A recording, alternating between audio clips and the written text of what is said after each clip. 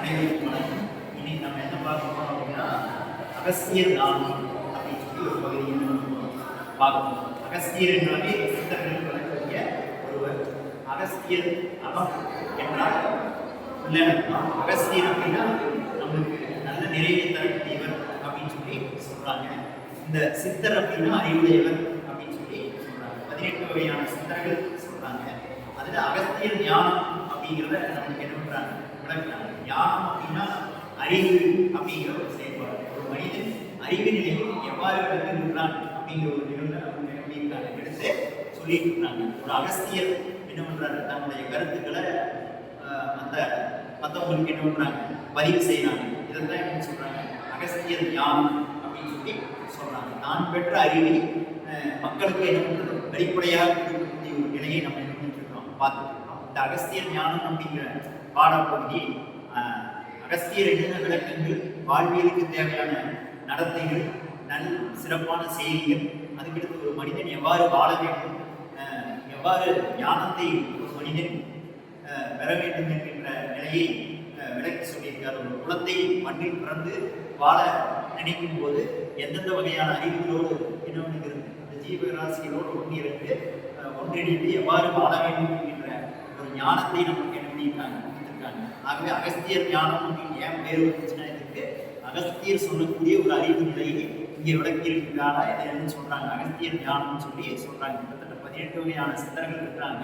ஒவ்வொருத்தரும் தங்களுடைய கருத்துக்களை முன்வைக்கிறாங்க. இங்கே அகஸ்தியர் தன்னோட கருத்துக்களை ஒரு ஞானத்தின் அடிப்படையில் வச்சிருக்கிறார். ஞானம்னா உங்களுக்கே தெரியும், அறிவு அப்படிங்கிற ஒரு நிலையை சொல்றோம். ஒரு மனிதன் நான் எவ்வாறு சுய அறிவோடு வாழ வேண்டும், மற்ற உயிர்களுக்கு எவ்வாறு தீங்கில்லாமல் நடந்து கொள்ள வேண்டும், நான் எடுத்துக்கொண்ட தொழிலை, நான் எடுத்துக்கொண்ட வேலையை எவ்வாறு நிறைவாக செய்ய வேண்டும், அதனால் வரக்கூடிய மன நிறைவை எவ்வாறு அடைய வேண்டும் என்கின்ற செய்தியெல்லாம் இங்கே தெளிவாக எடுத்துரைக்கிறார். மேலும் இந்த அகஸ்தியர் சார்ந்த சில செய்திகளை நம்மளுக்கு வரிசையாக விளக்குகிறார் அப்படிங்கிறத சொல்றாங்க. ஞானம் அப்படின்னாலே கல்வி அப்படின்னு சொல்லி நம்ம ஒரு வகையில எடுத்துக்கலாம். இந்த மனிதன் எவ்வாறு கல்வி கற்கின்றான் என்கின்ற ஒரு முறையை பெற்றிருக்க வேண்டும். முதல்ல கல்வி அப்படின்னா வாய்மை அப்படின்னு சொல்லி பார்த்தீங்கன்னா தீமை இல்லாத சூழல் அப்படின்னு சொல்லி நமக்கு விளக்குறாங்க.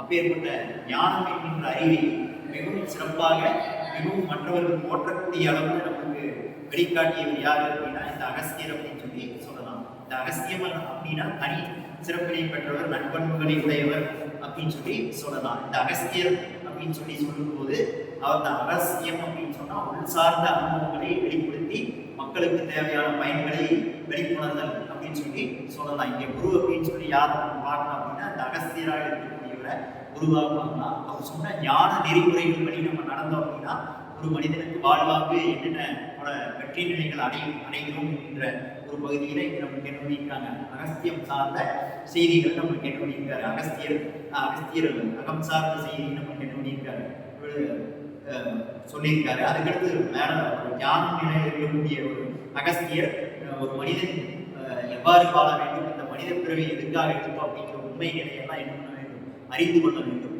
நம் பிறவியினுடைய முக்கியத்துவத்தை தெரிந்து கொண்டு நம் ஆற்றலின் சிறப்பை உணர்ந்து கொண்டு அவ்வாறு ஏற்றவாறு அவற்றின் நிலைக்கு ஏற்றவாறு தன்னுடைய நிலையை ஒரு மனிதன் மாற்றிக்கொள்ள வேண்டும். அது மட்டும் இல்லாமல் ஒரு மனிதனுடைய செயல்பாடு என்பது உள்ளுணர்வோடும் உள்ள அர்த்தத்தோடும் இல்லாமல் வெளிப்படையாக மற்றவர்கள் சிந்திக்கக்கூடிய அளவில் சிறப்பாக இருக்க வேண்டும் என்கின்ற ஒரு நிலையில் விளக்கி இருக்கிறார்கள். மேலும் அகஸ்தியர் ஞானம் என்று சொல்லும் போது அவர்கள் உள்ள மக்களில் உள்ள குறைபாடுகள் எல்லாம் நீங்கி குறைநிலைகள் எல்லாம் கடந்து ஒரு நிறைநிலையை அடைய வேண்டும் என்கின்ற ஒரு பகுதியாக இந்த அகஸ்தியர் ஞானம் அமைந்திருக்கிறது என்கின்ற ஒரு நிலையை நாம் என்ன பண்றோம் இங்கே பார்க்கிறோம். மேலும் அகஸ்தியர் ஞானம் என்று சொல்லும் போது தன்னுடைய ஞானத்தை பிறருக்கு என்ன கொடுப்பது என்பதே மிகப்பெரிய ஒரு நிலைப்பாடு. அப்பேற்பட்ட ஒரு நிலையில் அகஸ்தியர் மட்டும் தன்னுடைய அறிவை மக்களுக்காக என்ன பண்ணியிருக்காரு, இதன் மூலம் வெளிக்கொணர்ந்திருக்கார் அப்படின்னு சொல்லும் போது சிறப்பான ஒரு நிகழ்வு. இந்த ஞானம் என்கின்ற ஒரு நிலையை பார்த்தோம் என்றால் அறிவு என்கின்ற நிலை நாம சிந்திக்க வேண்டும்.